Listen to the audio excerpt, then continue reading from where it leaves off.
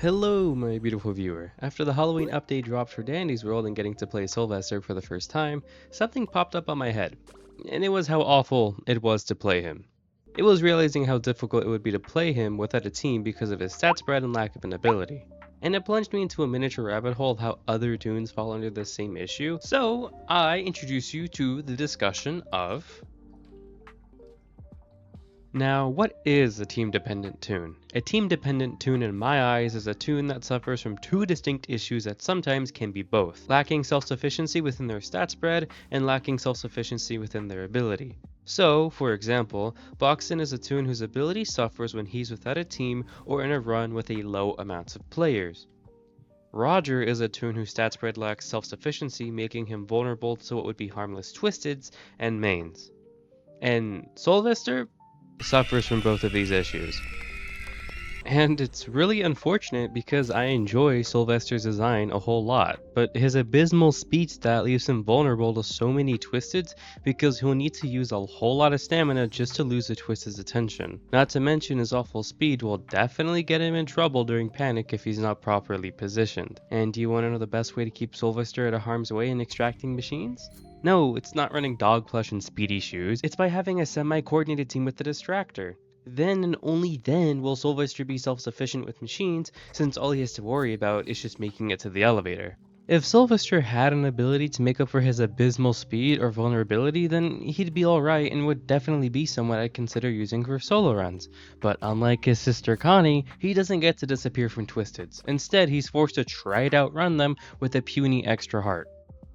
I mention all of this and dig into Sylvester because as somebody who doesn't have a consistent team to play with and typically does solo runs, it sucks to not have some tunes I really like be viable for solo runs, whether it be Glisten, Boxin, Sylvester, Roger, Brusha. And when I'm talking about self-sufficiency in solo or low tune runs, I'm talking about floor 20 plus runs at bare minimum, as you can make it to floor 20 with basically any tune, just the floors past floor 20 is when your tune's capabilities really start getting tested.